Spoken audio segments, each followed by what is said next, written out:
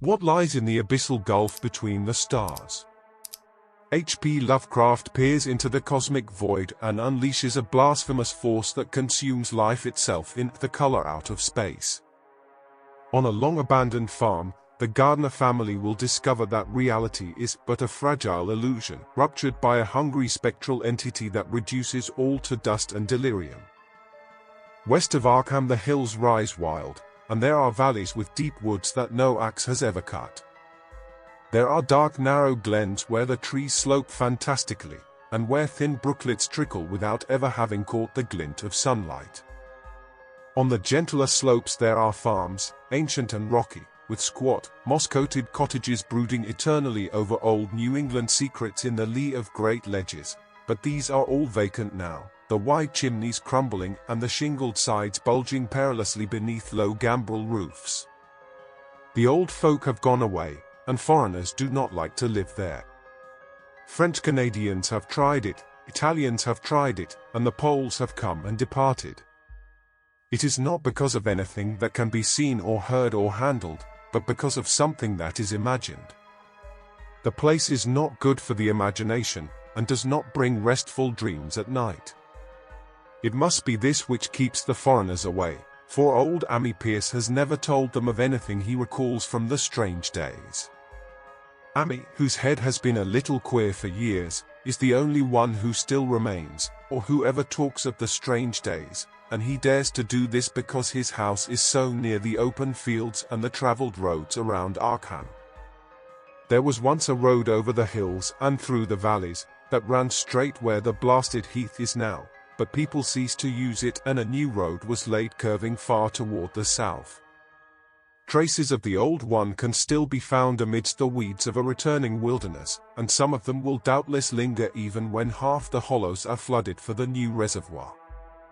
Then the dark woods will be cut down and the blasted heath will slumber far below blue waters whose surface will mirror the sky and ripple in the sun. And the secrets of the strange days will be one with the deep secrets, one with the hidden lore of old ocean, and all the mystery of primal earth. When I went into the hills and vales to survey for the new reservoir, they told me the place was evil. They told me this in Arkham, and because that is a very old town full of witch legends, I thought the evil must be something which grandams had whispered to children through centuries. The name, Blasted Heath, seemed to me very odd and theatrical, and I wondered how it had come into the folklore of a Puritan people. Then I saw that dark westward tangle of glens and slopes for myself, and ceased to wonder at anything besides its own elder mystery. It was morning when I saw it, but shadow lurked always there. The trees grew too thickly, and their trunks were too big for any healthy New England wood. There was too much silence in the dim alleys between them, and the floor was too soft with the dank moss and mattings of infinite years of decay. In the open spaces, mostly along the line of the old road, there were little hillside farms, sometimes with all the buildings standing, sometimes with only one or two, and sometimes with only a lone chimney or fast-filling cellar. Weeds and briars reigned, and furtive wild things rustled in the undergrowth. Upon everything was a haze of restlessness and oppression, a touch of the unreal and the grotesque, as if some vital element of perspective or chiaroscuro were awry. I did not wonder that the foreigners would not stay, for this was no region to sleep in. It was too much like a landscape of Salvator Rosa, too much like some forbidden woodcut in a tale of terror. But even all this was not so bad as the blasted heath. I knew it the moment I came upon it at the bottom of a spacious valley, for no other name could fit such a thing, or any other thing fit such a name. It was as if the poet had coined the phrase from having seen this one particular region. It must, I thought as I viewed it, be the outcome of a fire, but why had nothing new ever grown over those 5 acres of grey desolation that sprawled open to the sky like a great spot eaten by acid in the woods and fields? It lay largely to the north of the ancient road line, but encroached a little on the other side. I felt an odd reluctance about approaching, and did so at last only because my business took me through and past it. There was no vegetation of any kind on that broad expanse, but only a fine grey dust or ash which no wind seemed ever to blow about. The trees near it were sickly and stunted, and many dead trunks stood or lay rotting at the rim. As I walked hurriedly by, I saw the tumbled bricks and stones of an old chimney and cellar on my right, and the yawning black maw of an abandoned well whose stagnant vapors played strange tricks with the hues of the sunlight. Even the long, dark woodland climb beyond seemed welcome in contrast, and I marveled no more at the frightened whispers of Arkham people. There had been no house or ruin near. Even in the old days the place must have been lonely and remote. And at twilight, dreading to repass that ominous spot, I walked circuitously back to the town by the curving road on the south. I vaguely wished some clouds would gather, for an odd timidity about the deep skyey voids above had crept into my soul. In the evening I asked old people in Arkham about the blasted heath, and what was meant by that phrase, strange days, which so many evasively muttered. I could not, however, get any good answers, except that all the mystery was much more recent than I had dreamed. It was not a matter of old Lechandre at all, but something within the lifetime of those who spoke. It had happened in the 80s, and a family had disappeared or was killed. Speakers would not be exact, and because they all told me to pay no attention to old Ammi Pierce's crazy tales, I sought him out the next morning, having heard that he lived alone in the ancient tottering cottage where the trees first begin to get very thick. It was a fearsomely archaic place, and had begun to exude the faint miasmal odor which clings about houses that have stood too long. Only with persistent knocking could I rouse the aged man, and when he shuffled timidly to the door I could tell he was not glad to see me. He was not so feeble as I had expected, but his eyes drooped in a curious way, and his unkempt clothing and white beard made him seem very worn and dismal. Not knowing just how he could best be launched on his tales, I feigned a matter of business, told him of my surveying, and asked vague questions about the district. He was far brighter and more educated than I had been led to think, and before I knew it had grasped quite as much of the subject as any man I had talked with in Arkham. He was not like other rustics I had known in the sections where reservoirs were to be. From him there were no protests at the miles of old wood and farmland to be blotted out, though perhaps there would have been had not his home lain outside the bounds of the future lake. Relief was all that he showed, relief at the doom of the dark ancient valleys through which he had roamed all his life. They were better under water now, better under water since the strange days. And with this opening his husky voice sank low, while his body leaned forward and his right forefinger began to point shakily and impressively. It was then that I heard the story, and as the rambling voice scraped and whispered on I shivered again and again despite the summer day. Often I had to recall the speaker from ramblings, piece out scientific points which he knew only by a fading parrot memory of professors' talk, or bridge over gaps where his sense of logic and continuity broke down. When he was done I did not wonder that his mind had snapped a trifle or that the folk of Arkham would not speak much of the blasted heath. I hurried back before sunset to my hotel, unwilling to have the stars come out above me in the open, and the next day returned to Boston to give up my position. I could not go into that dim chaos of old forest and slope again, or face another time that grey blasted heath where the black well yawned deep beside the tumbled bricks and stones. The reservoir will soon be built now, and all those elder secrets will be safe forever under watery fathoms. But even then I do not believe I would like to visit that country by night, at least, not when the sinister stars are out, and nothing could bribe me to drink the new city water of Arkham. It all began, old Ammi said, with the meteorite. Before that time there had been no wild legends at all since the witch trials, and even then these western woods were not feared half so much as the small island in the Miskatonic where the devil held court beside a curious stone altar older than the Indians. These were not haunted woods, and their fantastic dusk was never terrible till the strange days. Then there had come that white noontide cloud, that string of explosions in the air, and that pillar of smoke from the valley far in the wood. and by night all Arkham had heard of the great rock that fell out of the sky and bedded itself in the ground beside the well at the Nahum Gardner place. That was the house which had stood where the blasted heath was to come, the trim white Nahum Gardner house amidst its fertile gardens and orchards. Nahum had come to town to tell people about the stone, and had dropped in at Amy Pierce's on the way. Amy was 40 then, and all the queer things were fixed very strongly in his mind. He and his wife had gone with the 3 professors from Miskatonic University who hastened out the next morning to see the weird visitor from unknown stellar space, and had wondered why Nahum had called it so large the day before.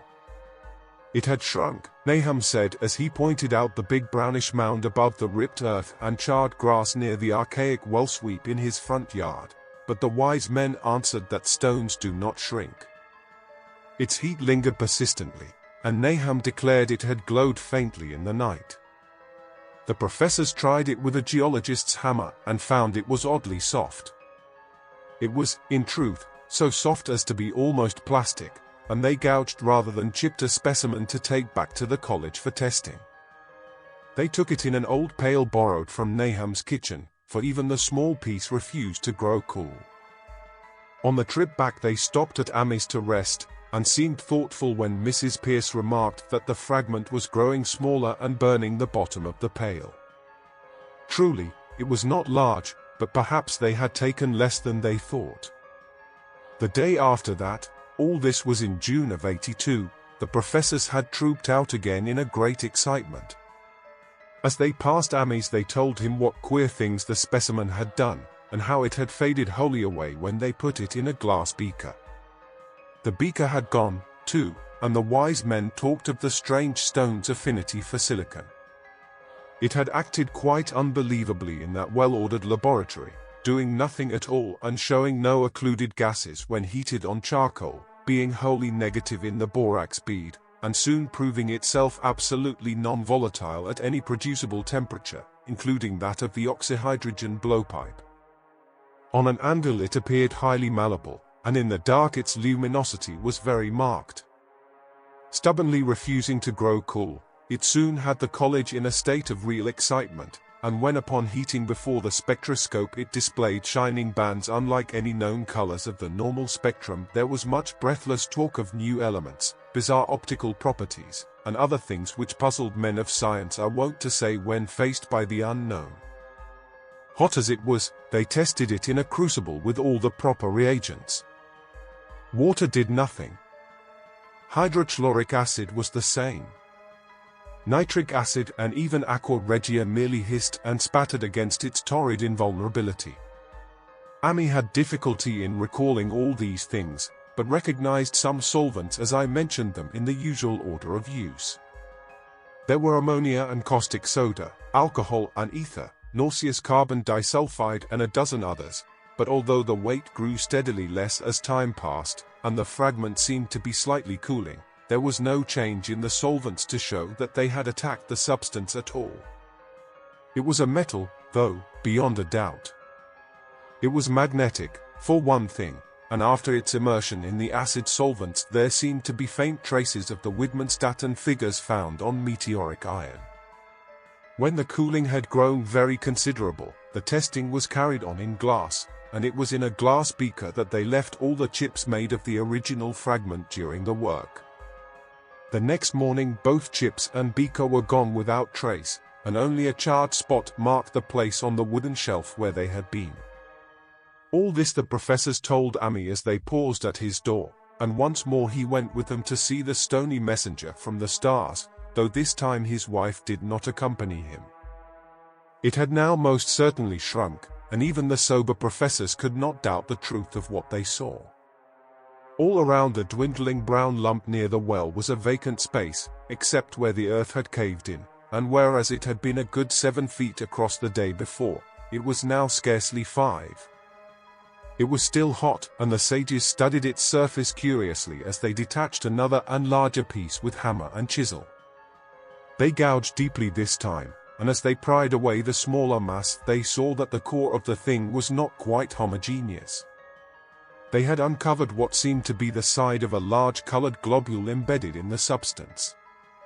The color, which resembled some of the bands in the meteor's strange spectrum, was almost impossible to describe, and it was only by analogy that they called it color at all. Its texture was glossy, and upon tapping it appeared to promise both brittleness and hollowness. One of the professors gave it a smart blow with a hammer, and it burst with a nervous little pop. Nothing was emitted, and all trace of the thing vanished with the puncturing. It left behind a hollow spherical space about 3 inches across, and all thought it probable that others would be discovered as the enclosing substance wasted away.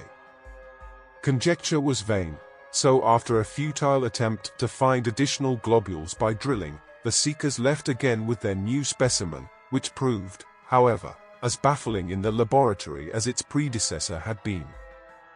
Aside from being almost plastic, having heat, magnetism, and slight luminosity, cooling slightly in powerful acids, possessing an unknown spectrum, wasting away in air, and attacking silicon compounds with mutual destruction as a result, it presented no identifying features whatsoever, and at the end of the tests the college scientists were forced to own that they could not place it. It was nothing of this earth, but a piece of the great outside, and as such dowered with outside properties and obedient to outside laws. That night there was a thunderstorm, and when the professors went out to Nahum's the next day they met with a bitter disappointment. The stone, magnetic as it had been, must have had some peculiar electrical property, for it had drawn the lightning, as Nahum said, with a singular persistence.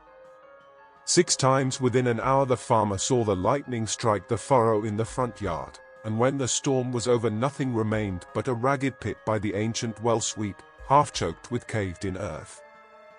Digging had borne no fruit, and the scientists verified the fact of the utter vanishment.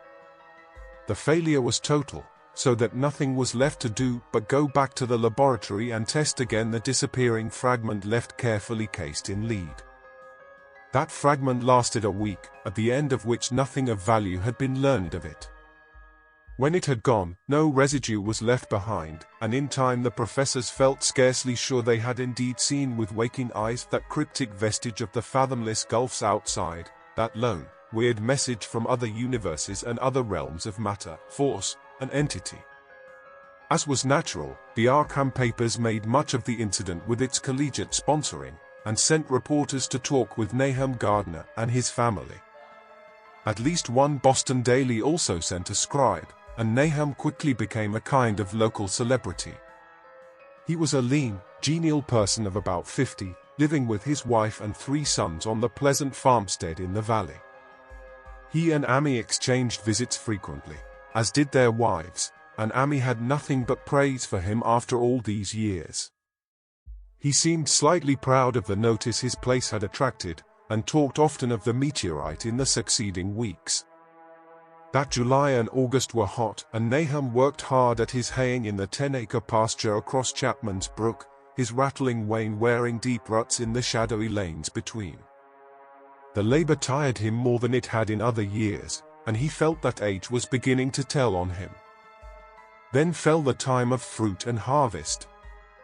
The pears and apples slowly ripened, and Nahum vowed that his orchards were prospering as never before.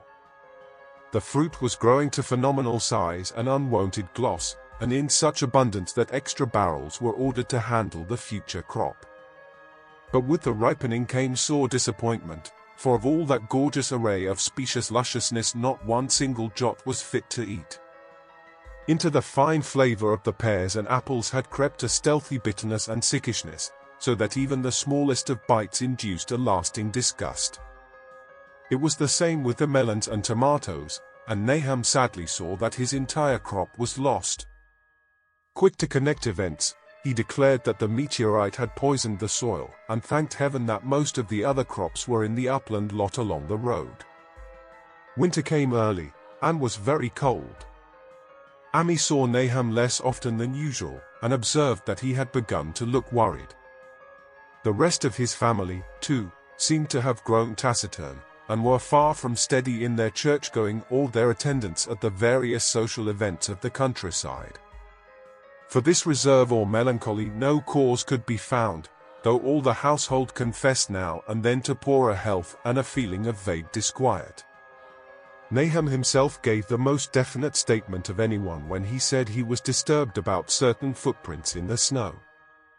They were the usual winter prints of red squirrels, white rabbits, and foxes, but the brooding farmer professed to see something not quite right about their nature and arrangement. He was never specific, but appeared to think that they were not as characteristic of the anatomy and habits of squirrels and rabbits and foxes as they ought to be. Amy listened without interest to this talk until one night when he drove past Nahum's house in his sleigh on the way back from Clark's Corners. There had been a moon, and a rabbit had run across the road, and the leaps of that rabbit were longer than either Amy or his horse liked. The latter, indeed, had almost run away when brought up by a firm rein. Thereafter Amy gave Nahum's tales more respect, and wondered why the Gardner dogs seemed so cowed and quivering every morning. They had, it developed, nearly lost the spirit to bark. In February the McGregor boys from Meadow Hill were out shooting woodchucks, and not far from the Gardner place bagged a very peculiar specimen.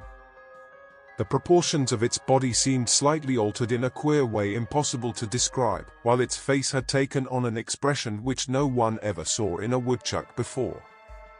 The boys were genuinely frightened, and threw the thing away at once, so that only their grotesque tales of it ever reached the people of the countryside. But the shying of the horses near Nahum's house had now become an acknowledged thing, and all the basis for a cycle of whispered legend was fast taking form.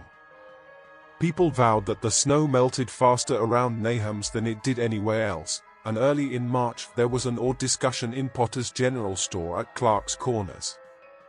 Stephen Rice had driven past Gardner's in the morning, and had noticed the skunk cabbages coming up through the mud by the woods across the road. Never were things of such size seen before, and they held strange colors that could not be put into any words. Their shapes were monstrous, and the horse had snorted at an odor which struck Stephen as wholly unprecedented. That afternoon several persons drove past to see the abnormal growth, and all agreed that plants of that kind ought never to sprout in a healthy world. The bad fruit of the fall before was freely mentioned, and it went from mouth to mouth that there was poison in Nahum's ground. Of course it was the meteorite, and remembering how strange the men from the college had found that stone to be, several farmers spoke about the matter to them. One day they paid Nahum a visit, but having no love of wild tales and folklore were very conservative in what they inferred. The plants were certainly odd, but all skunk cabbages are more or less odd in shape and odor and hue. Perhaps some mineral element from the stone had entered the soil, but it would soon be washed away. And as for the footprints and frightened horses, of course this was mere country talk which such a phenomenon as the aerolite would be certain to start. There was really nothing for serious men to do in cases of wild gossip, for superstitious rustics will say and believe anything. And so all through the strange days the professors stayed away in contempt. Only one of them, when given 2 files of dust for analysis in a police job over a year and a half later, recalled that the queer color of that skunk cabbage had been very like one of the anomalous bands of light shown by the meteor fragment in the college spectroscope, and like the brittle globule found embedded in the stone from the abyss. The samples in this analysis case gave the same odd bands at first, though later they lost the property. The trees budded prematurely around Nahum's, and at night they swayed ominously in the wind. Nahum's second son Thaddeus, a lad of 15, swore that they swayed also when there was no wind, but even the gossips would not credit this. Certainly, however, restlessness was in the air. The entire Gardner family developed the habit of stealthy listening, though not for any sound which they could consciously name. The listening was, indeed, rather a product of moments when consciousness seemed half to slip away. Unfortunately, such moments increased week by week, till it became common speech that something was wrong with all Nahum's folks. When the early saxifrage came out, it had another strange color, not quite like that of the skunk cabbage, but plainly related and equally unknown to anyone who saw it.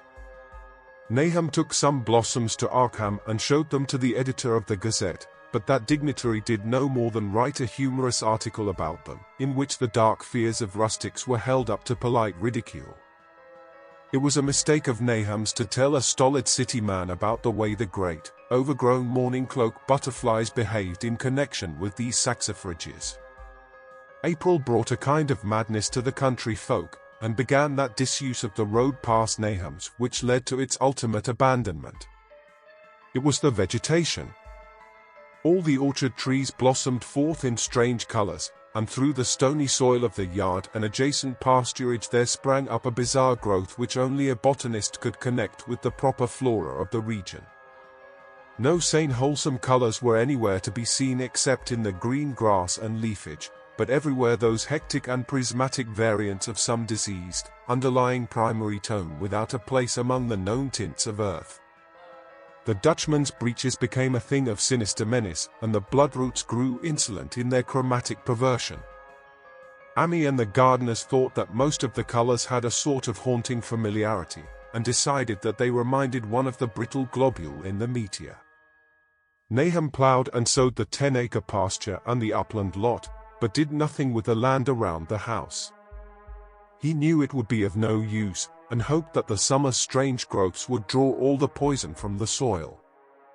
He was prepared for almost anything now, and had grown used to the sense of something near him waiting to be heard. The shunning of his house by neighbors told on him, of course, but it told on his wife more. The boys were better off, being at school each day, but they could not help being frightened by the gossip. Thaddeus, an especially sensitive youth, suffered the most. In May the insects came, and Naham's place became a nightmare of buzzing and crawling. Most of the creatures seemed not quite usual in their aspects and motions, and their nocturnal habits contradicted all former experience. The gardeners took to watching at night, watching in all directions at random for something, they could not tell what. It was then that they all owned that Thaddeus had been right about the trees. Mrs. Gardner was the next to see it from the window as she watched the swollen boughs of a maple against a moonlit sky. The boughs surely moved, and there was no wind. It must be the sap. Strangeness had come into everything growing now. Yet it was none of Naham's family at all who made the next discovery. Familiarity had dulled them, and what they could not see was glimpsed by a timid windmill salesman from Bolton who drove by one night in ignorance of the country legends. What he told in Arkham was given a short paragraph in the Gazette, and it was there that all the farmers, Naham included, saw it first. The night had been dark and the buggy lamps faint, but around a farm in the valley which everyone knew from the account must be Naham's the darkness had been less thick. A dim though distinct luminosity seemed to inhere in all the vegetation, grass, leaves, and blossoms alike, while at one moment a detached piece of the phosphorescence appeared to stir furtively in the yard near the barn.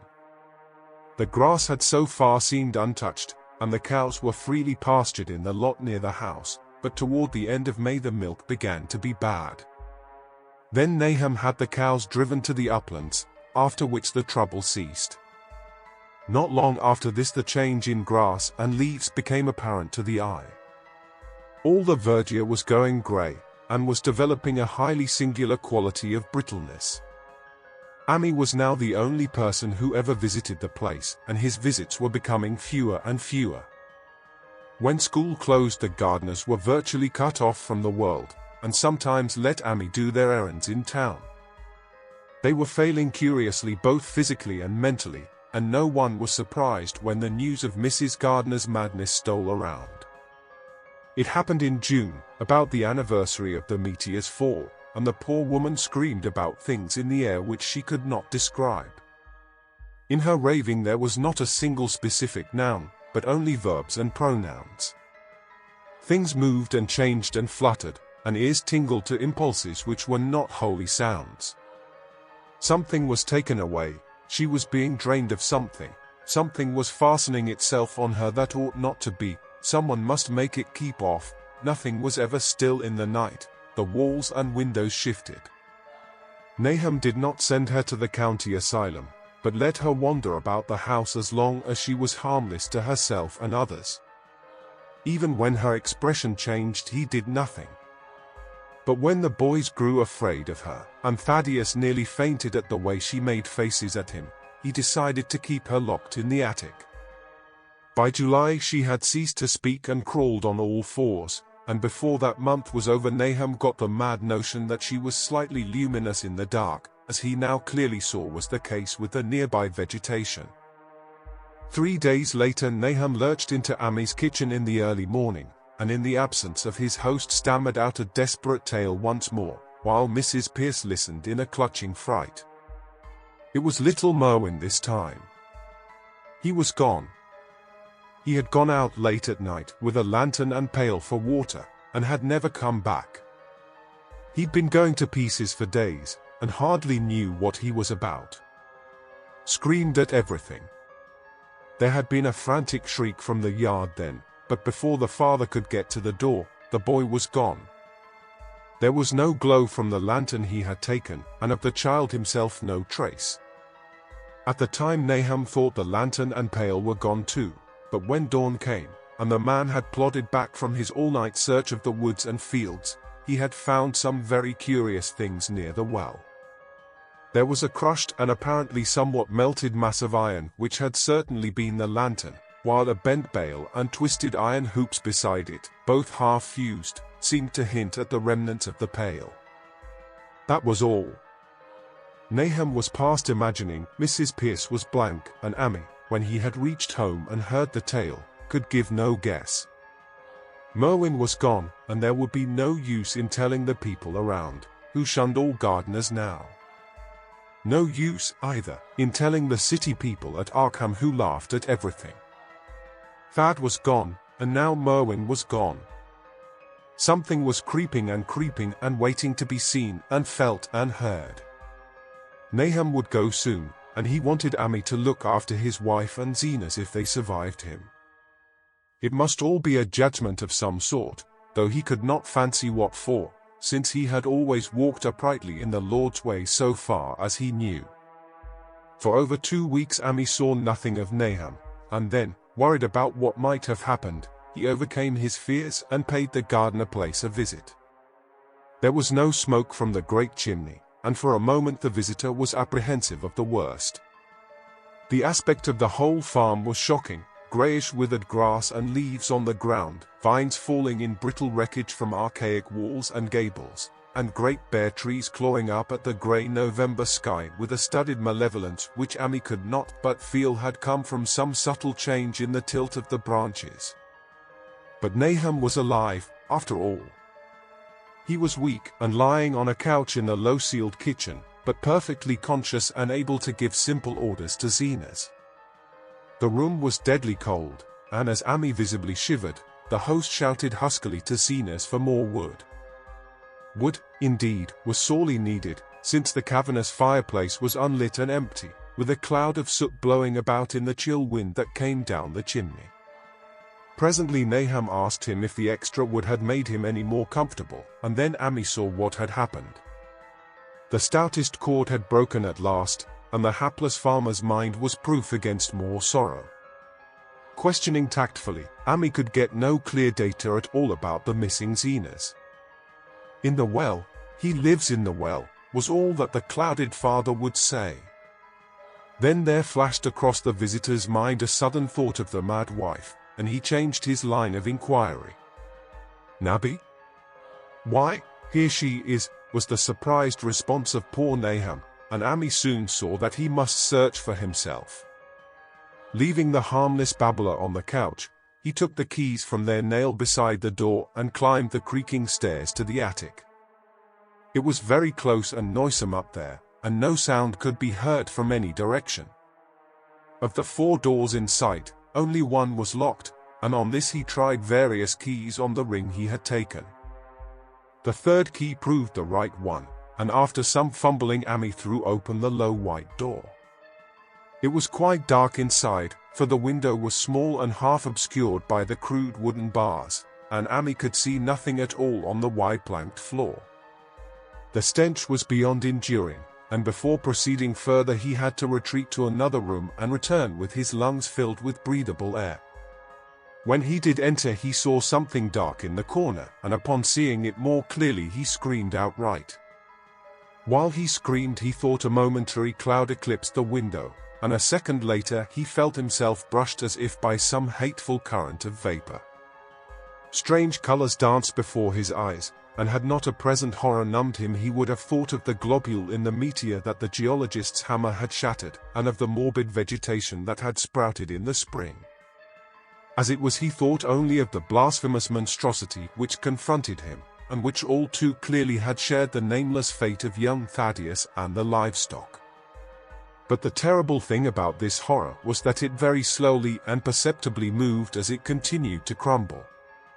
Amy would give me no added particulars to this scene, but the shape in the corner does not reappear in his tale as a moving object. There are things which cannot be mentioned, and what is done in common humanity is sometimes cruelly judged by the law. I gathered that no moving thing was left in that attic room, and that to leave anything capable of motion there would have been a deed so monstrous as to damn any accountable being to eternal torment. Anyone but a stolid farmer would have fainted or gone mad, but Amy walked conscious through that low doorway and locked the accursed secret behind him. There would be Nahum to deal with now. He must be fed and tended, and removed to some place where he could be cared for. Commencing his descent of the dark stairs, Amy heard a thud below him. He even thought a scream had been suddenly choked off, and recalled nervously the clammy vapor which had brushed by him in that frightful room above. What presence had his cry and entry started up? Halted by some vague fear, he heard still further sounds below. Indubitably there was a sort of heavy dragging, and a most detestably sticky noise as of some fiendish and unclean species of suction. With an associative sense goaded to feverish heights, he thought unaccountably of what he had seen upstairs. Good God! What eldritch dream world was this into which he had blundered? He dared move neither backward nor forward, but stood there trembling at the black curve of the boxed-in staircase. Every trifle of the scene burned itself into his brain. The sounds, the sense of dread expectancy, the darkness, the steepness of the narrow steps, and merciful heaven. The faint but unmistakable luminosity of all the woodwork in sight, steps, sides, exposed laths, and beams alike. Then there burst forth a frantic whinny from Amy's horse outside, followed at once by a clatter which told of a frenzied runaway. In another moment horse and buggy had gone beyond earshot, leaving the frightened man on the dark stairs to guess what had sent them. But that was not all. There had been another sound out there. A sort of liquid splash, water, it must have been the well. He had left Hero untied near it, and a buggy wheel must have brushed the coping and knocked in a stone. And still the pale phosphorescence glowed in that detestably ancient woodwork. God! How old the house was! Most of it built before 1670, and the gambrel roof not later than 1730. A feeble scratching on the floor downstairs now sounded distinctly, and Amy's grip tightened on a heavy stick he had picked up in the attic for some purpose. Slowly nerving himself, he finished his descent and walked boldly toward the kitchen. But he did not complete the walk, because what he sought was no longer there. It had come to meet him, and it was still alive after a fashion.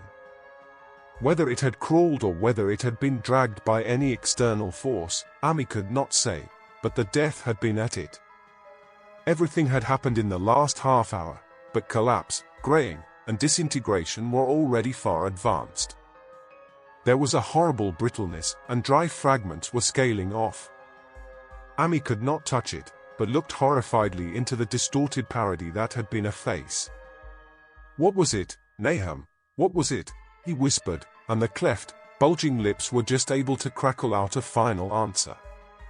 Nothing, nothing. The color, it burned, cold and wet, but it burned, it lived in the well. I seen it, the kind o' smoke, just like the flowers last spring, the well shone at night. Thad and Murney and Zenas, everything alive, sucking the life out of everything, in that stone, It must've come in that stone. Poisoned the whole place. Don't you know what it wants? That round thing the men from the college dug out and the stone. They smashed it. It was that same color, just the same. Like the flowers and plant. Must've been more of seeds. They growed.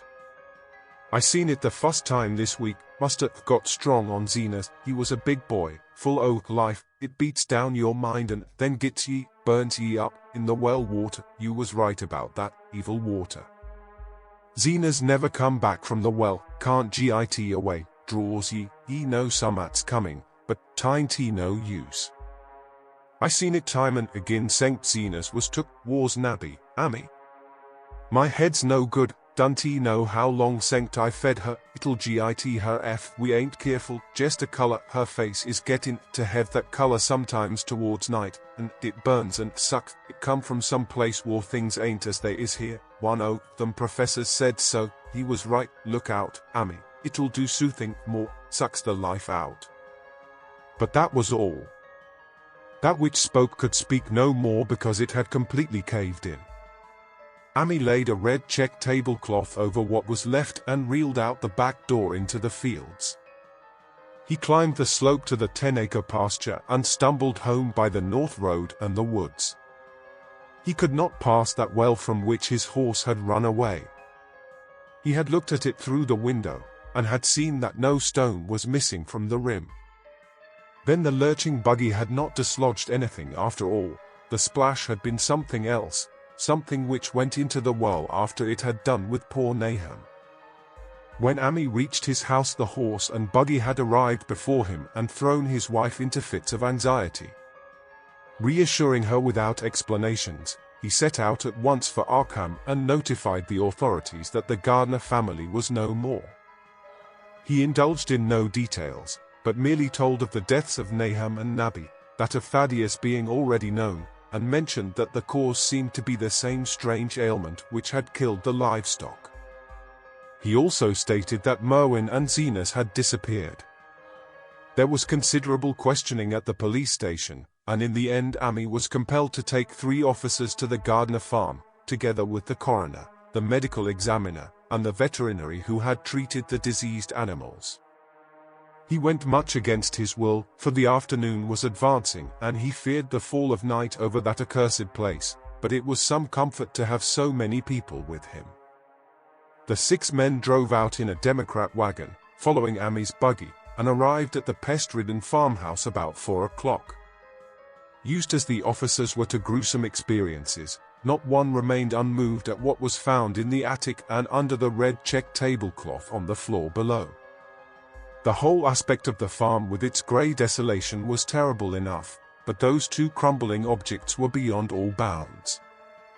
No one could look long at them, and even the medical examiner admitted that there was very little to examine. Specimens could be analyzed, of course, so he busied himself in obtaining them, and here it develops that a very puzzling aftermath occurred at the college laboratory where the 2 phials of dust were finally taken. Under the spectroscope both samples gave off an unknown spectrum, in which many of the baffling bands were precisely like those which the strange meteor had yielded in the previous year. The property of emitting this spectrum vanished in a month, the dust thereafter consisting mainly of alkaline phosphates and carbonates. Amy would not have told the men about the well if he had thought they meant to do anything then and there. It was getting toward sunset, and he was anxious to be away. But he could not help glancing nervously at the stony curb by the great sweep, and when a detective questioned him he admitted that Nahum had feared something down there, so much so that he had never even thought of searching it for Merwin or Zenas. After that nothing would do but that they empty and explore the well immediately, so Amy had to wait trembling while pail after pail of rank water was hauled up and splashed on the soaking ground outside. The men sniffed in disgust at the fluid, and toward the last held their noses against the fata they were uncovering. It was not so long a job as they had feared it would be, since the water was phenomenally low. There is no need to speak too exactly of what they found. Merwin and Zenas were both there, in part, though the vestiges were mainly skeletal. There were also a small deer and a large dog in about the same state, and a number of bones of smaller animals. The ooze and slime at the bottom seemed inexplicably porous and bubbling, and a man who descended on handholds with a long pole found that he could sink the wooden shaft to any depth in the mud of the floor without meeting any solid obstruction. 3 days later Nahum lurched into Ami's kitchen in the early morning, and in the absence of his host stammered out a desperate tale once more, while Mrs. Pierce listened in a clutching fright. It was little Merwin this time. He was gone. He had gone out late at night with a lantern and pail for water, and had never come back. He'd been going to pieces for days, and hardly knew what he was about. Screamed at everything. There had been a frantic shriek from the yard then, but before the father could get to the door, the boy was gone. There was no glow from the lantern he had taken, and of the child himself no trace. At the time Nahum thought the lantern and pail were gone too, but when dawn came, and the man had plodded back from his all-night search of the woods and fields, he had found some very curious things near the well. There was a crushed and apparently somewhat melted mass of iron which had certainly been the lantern, while a bent bale and twisted iron hoops beside it, both half-fused, seemed to hint at the remnants of the pail. That was all. Nahum was past imagining. Mrs. Pierce was blank, and Ami, when he had reached home and heard the tale, could give no guess. Merwin was gone, and there would be no use in telling the people around, who shunned all gardeners now. No use, either, in telling the city people at Arkham who laughed at everything. Thad was gone, and now Merwin was gone. Something was creeping and waiting to be seen and felt and heard. Nahum would go soon, and he wanted Ami to look after his wife and Zenas if they survived him. It must all be a judgment of some sort, though he could not fancy what for, since he had always walked uprightly in the Lord's way so far as he knew. For over 2 weeks Ami saw nothing of Nahum, and then, worried about what might have happened, he overcame his fears and paid the Gardner place a visit. There was no smoke from the great chimney, and for a moment the visitor was apprehensive of the worst. The aspect of the whole farm was shocking, greyish withered grass and leaves on the ground, vines falling in brittle wreckage from archaic walls and gables, and great bare trees clawing up at the grey November sky with a studied malevolence which Ami could not but feel had come from some subtle change in the tilt of the branches. But Nahum was alive, after all. He was weak and lying on a couch in the low-ceiled kitchen, but perfectly conscious and able to give simple orders to Zenas. The room was deadly cold, and as Ami visibly shivered, the host shouted huskily to Zenas for more wood. Wood, indeed, was sorely needed, since the cavernous fireplace was unlit and empty, with a cloud of soot blowing about in the chill wind that came down the chimney. Presently Nahum asked him if the extra wood had made him any more comfortable, and then Ami saw what had happened. The stoutest cord had broken at last, and the hapless farmer's mind was proof against more sorrow.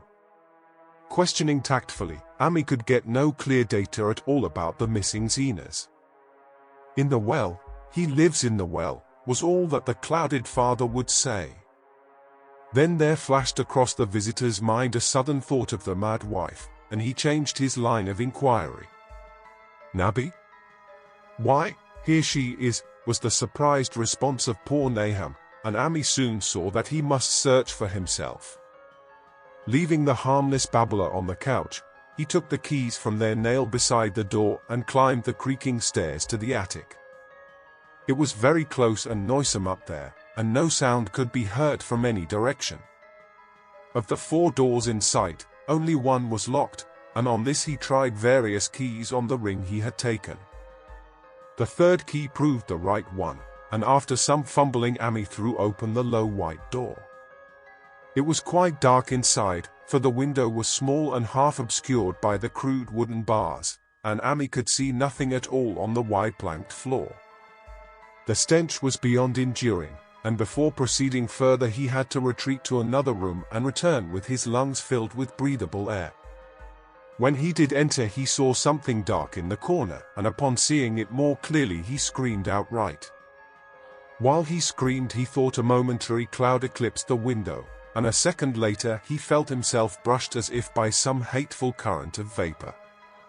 Strange colors danced before his eyes, and had not a present horror numbed him, he would have thought of the globule in the meteor that the geologist's hammer had shattered, and of the morbid vegetation that had sprouted in the spring.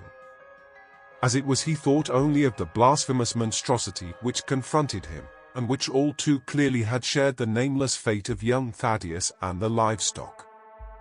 But the terrible thing about this horror was that it very slowly and perceptibly moved as it continued to crumble. Amy would give me no added particulars to this scene, but the shape in the corner does not reappear in his tale as a moving object. There are things which cannot be mentioned, and what is done in common humanity is sometimes cruelly judged by the law.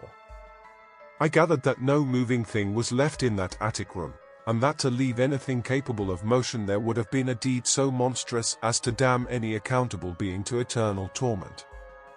Anyone but a stolid farmer would have fainted or gone mad, but Amy walked conscious through that low doorway and locked the accursed secret behind him. There would be Nahum to deal with now. He must be fed and tended, and removed to some place where he could be cared for. Commencing his descent of the dark stairs, Amy heard a thud below him.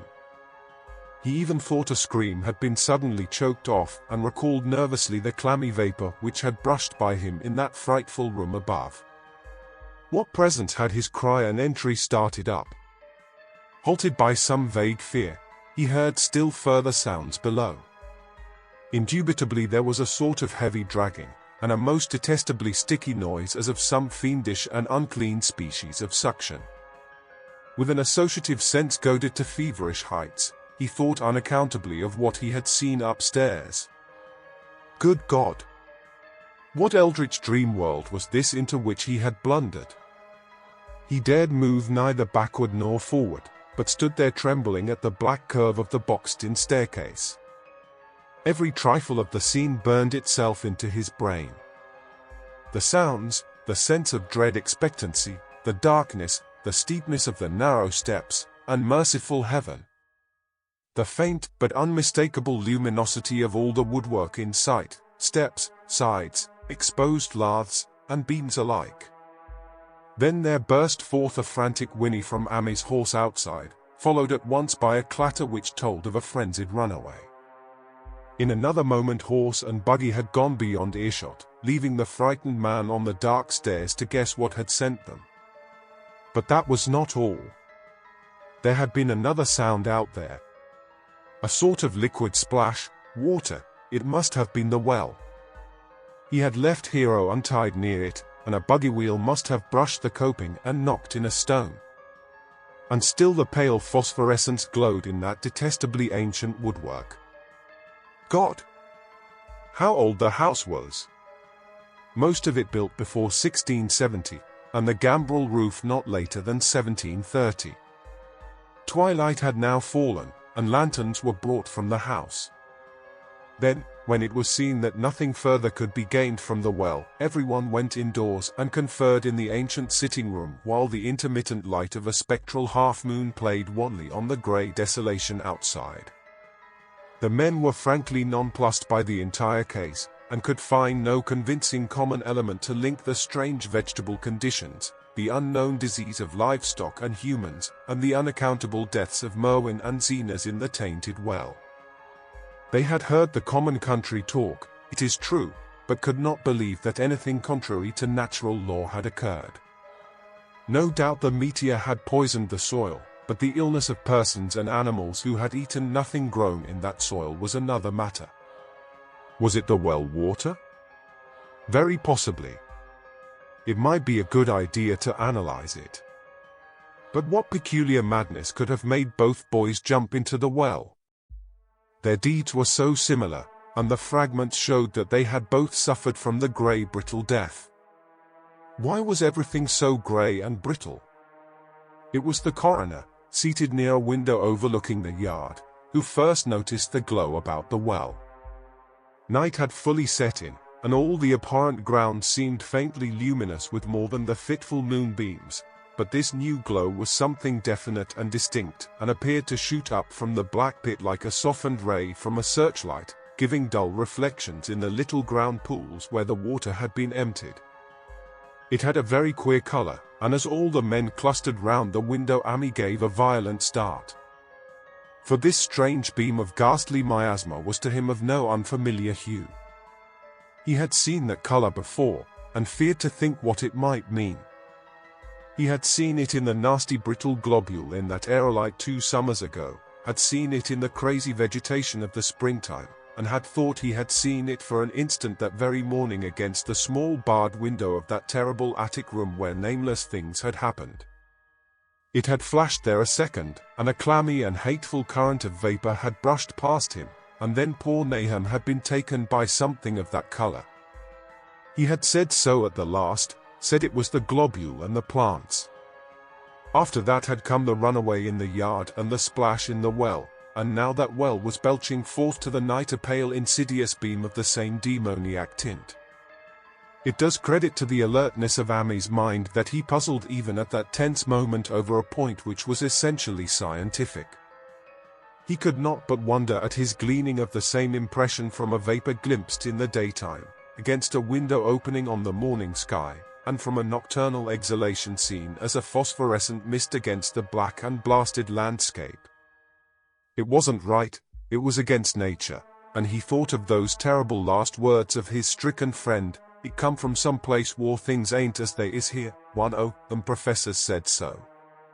All 3 horses outside, tied to a pair of shriveled saplings by the road, were now neighing and pawing frantically. The wagon driver started for the door to do something, but Amy laid a shaky hand on his shoulder. "Don't he go out thar," he whispered. "They's more to this nor what we know. Nahum said something lived in the well that sucks your life out. He said it must be summat growt from a round ball like one we all seen in the meteor stone that fell a year ago June. Sucks and burns, he said, and is just a cloud of color like that light out there now, that ye can hardly see and can't tell what it is. Nahum thought it feeds on everything living and gets stronger all the time. He said he seen it this last week.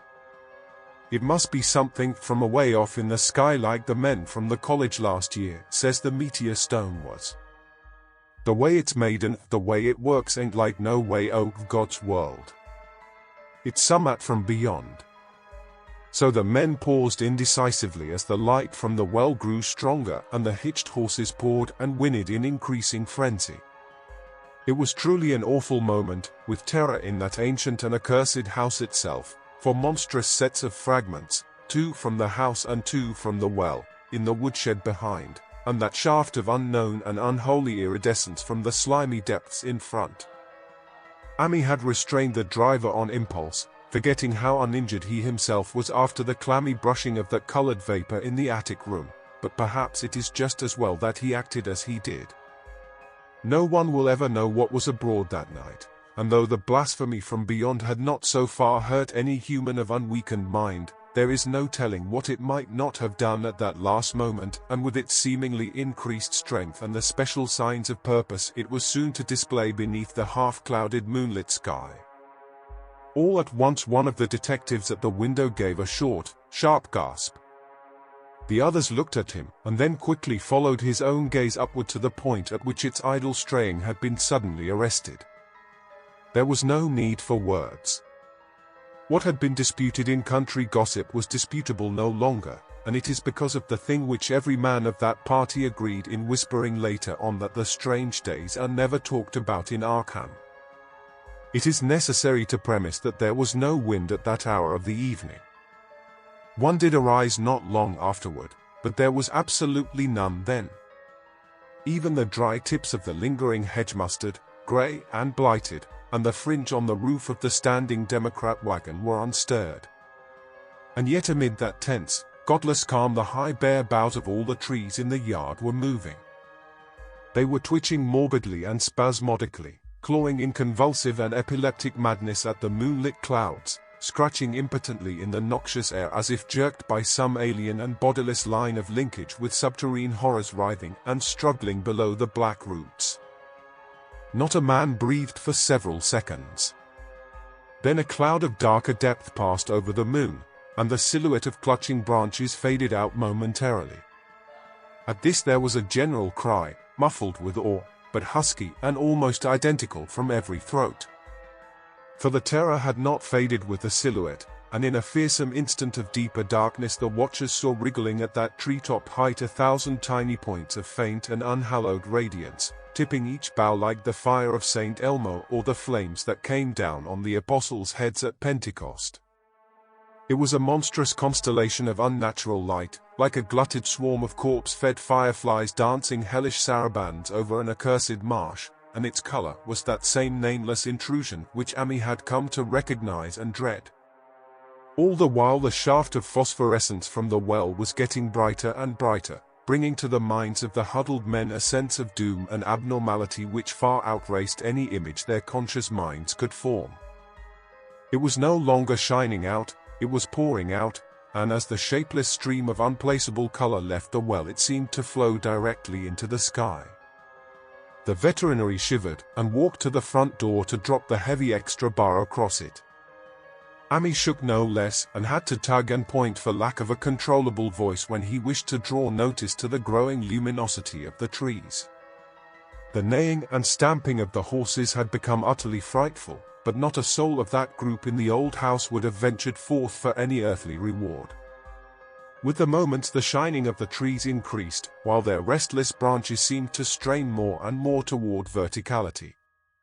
The wood of the well sweep was shining now, and presently a policeman dumbly pointed to some wooden sheds and beehives near the stone wall on the west. They were commencing to shine, too, though the tethered vehicles of the visitors seemed so far unaffected.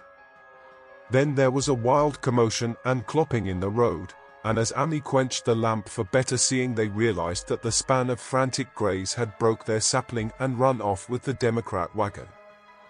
The shock served to loosen several tongues, and embarrassed whispers were exchanged. "It spreads on everything organic that's been around here," muttered the medical examiner. No one replied, but the man who had been in the well gave a hint that his long pole must have stirred up something intangible. "It was awful," he added. "There was no bottom at all. Just ooze and bubbles and the feeling of something lurking under there." Amy's horse still pawed and screamed deafeningly in the road outside, and nearly drowned its owner's faint quaver as he mumbled his formless reflections. "It come from that stone, it growed down there, it got everything living, it fed itself on mind and body. Thad and Murney, Zenas and Nabby.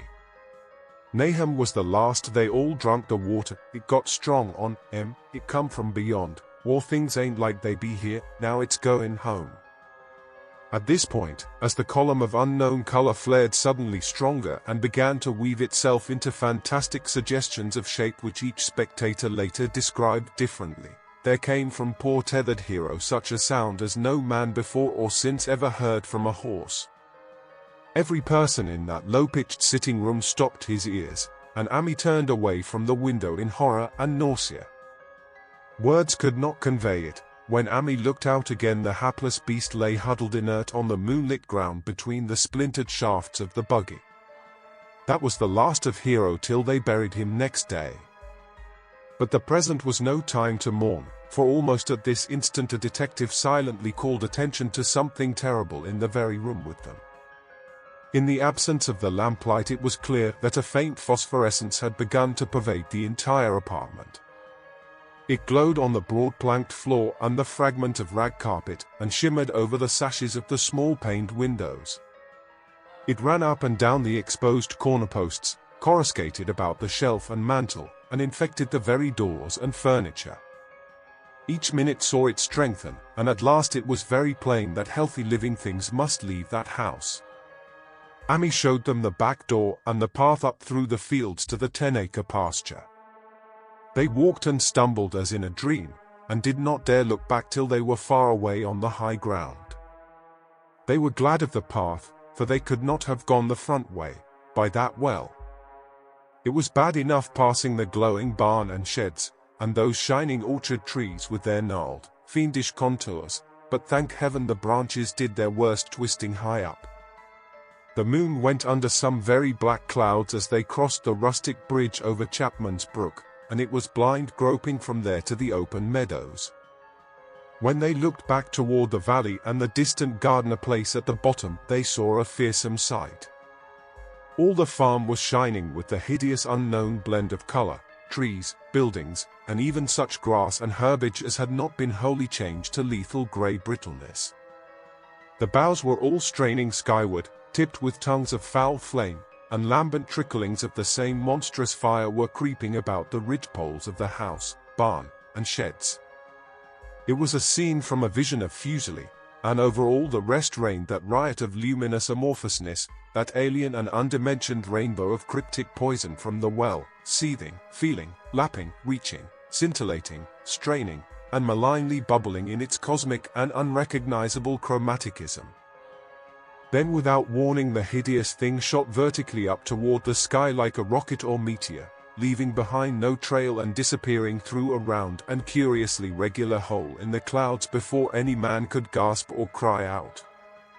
No watcher can ever forget that sight, and Ami stared blankly at the stars of Cygnus, Deneb twinkling above the others, where the unknown color had melted into the Milky Way. But his gaze was the next moment called swiftly to earth by the crackling in the valley. It was just that. Only a wooden ripping and crackling, and not an explosion, as so many others of the party vowed. Yet the outcome was the same, for in one feverish, kaleidoscopic instant there burst up from that doomed and accursed farm a gleamingly eruptive cataclysm of unnatural sparks and substance, blurring the glance of the few who saw it, and sending forth to the zenith a bombarding cloudburst of such colored and fantastic fragments as our universe must needs disown. Through quickly reclosing vapors they followed the great morbidity that had vanished, and in another second they had vanished too. Behind and below was only a darkness to which the men dared not return, and all about was a mounting wind which seemed to sweep down in black, frall gusts from interstellar space. It shrieked and howled, and lashed the fields and distorted woods in a mad cosmic frenzy, till soon the trembling party realized it would be no use waiting for the moon to show what was left down there at Nahum's. Too awed even to hint theories, the 7 shaking men trudged back toward Arkham by the North Road. Ami was worse than his fellows, and begged them to see him inside his own kitchen, instead of keeping straight on to town. He did not wish to cross the night, wind-whipped woods alone to his home on the main road. For he had had an added shock that the others were spared, and was crushed forever with a brooding fear he dared not even mention for many years to come. As the rest of the watchers on that tempestuous hill had stolidly set their faces toward the road, Ami had looked back an instant at the shadowed valley of desolation so lately sheltering his ill-starred friend. And from that stricken, faraway spot he had seen something feebly rise, only to sink down again upon the place from which the great shapeless horror had shot into the sky. It was just a color, but not any color of our earth or heavens. And because Ami recognized that color, and knew that this last faint remnant must still lurk down there in the well, he has never been quite right since. Ami would never go near the place again. It is over half a century now since the horror happened, but he has never been there, and will be glad when the new reservoir blots it out. I shall be glad, too, for I do not like the way the sunlight changed color around the mouth of that abandoned well I passed. I hope the water will always be very deep, but even so, I shall never drink it. I do not think I shall visit the Arkham country hereafter. 3 of the men who had been with Ami returned the next morning to see the ruins by daylight, but there were not any real ruins. Only the bricks of the chimney, the stones of the cellar, some mineral and metallic litter here and there, and the rim of that nefandous well. Save for Ami's dead horse, which they towed away and buried, and the buggy which they shortly returned to him, everything that had ever been living had gone. 5 eldritch acres of dusty grey desert remained, nor has anything ever grown there since. To this day it sprawls open to the sky like a great spot eaten by acid in the woods and fields, and the few who have ever dared glimpse it in spite of the rural tales have named it the Blasted Heath. The rural tales are queer. They might be even queerer if city men and college chemists could be interested enough to analyze the water from that disused well, or the grey dust that no wind seems ever to disperse. Botanists, too, ought to study the stunted flora on the borders of that spot, for they might shed light on the country notion that the blight is spreading, little by little, perhaps an inch a year. People say the color of the neighboring herbage is not quite right in the spring, and that wild things leave queer prints in the light winter snow. Snow never seems quite so heavy on the Blasted Heath as it is elsewhere. Horses, the few that are left in this motor age, grow skittish in the silent valley, and hunters cannot depend on their dogs too near the splotch of greyish dust. They say the mental influences are very bad, too. Numbers went queer in the years after Naham's taking, and always they lacked the power to get away. Then the stronger-minded folk all left the region, and only the foreigners tried to live in the crumbling old homesteads. They could not stay, though, and one sometimes wonders what insight beyond ours their wild, weird stores of whispered magic have given them. Their dreams at night, they protest, are very horrible in that grotesque country, and surely the very look of the dark realm is enough to stir a morbid fancy. No traveler has ever escaped a sense of strangeness in those deep ravines, and artists shiver as they paint thick woods whose mystery is as much of the spirit as of the eye.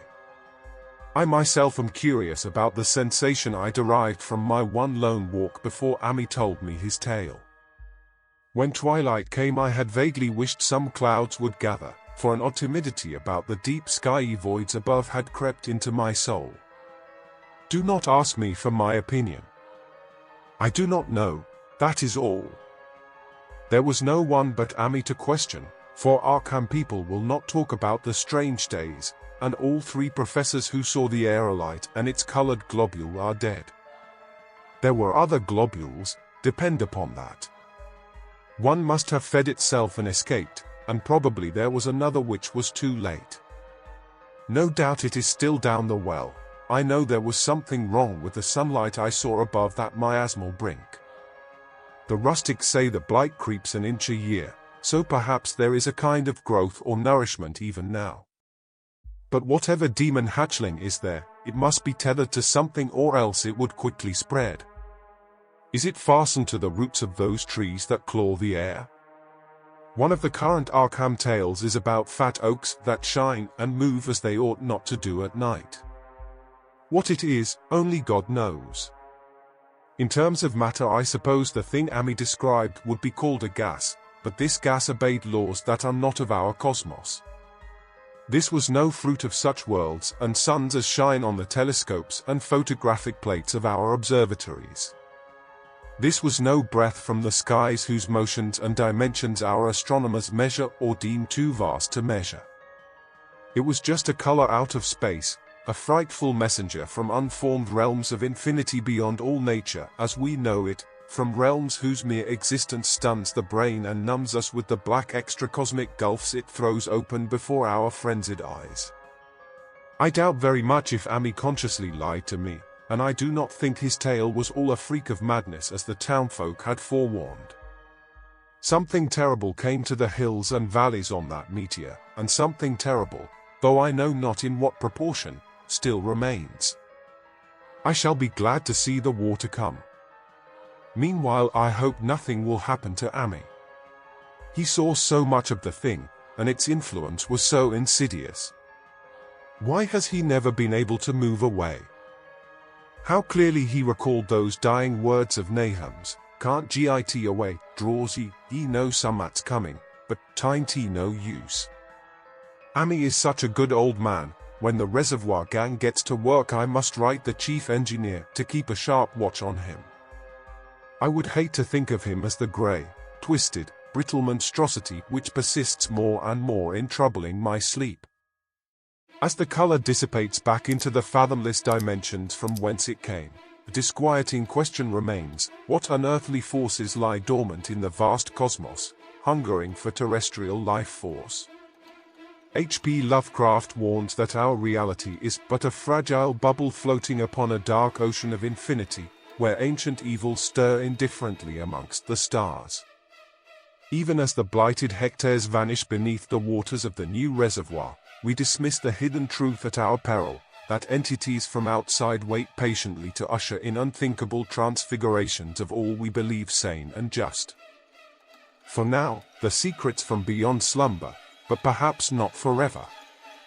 This has been Tales from the Cryptkeeper. Sleep tight.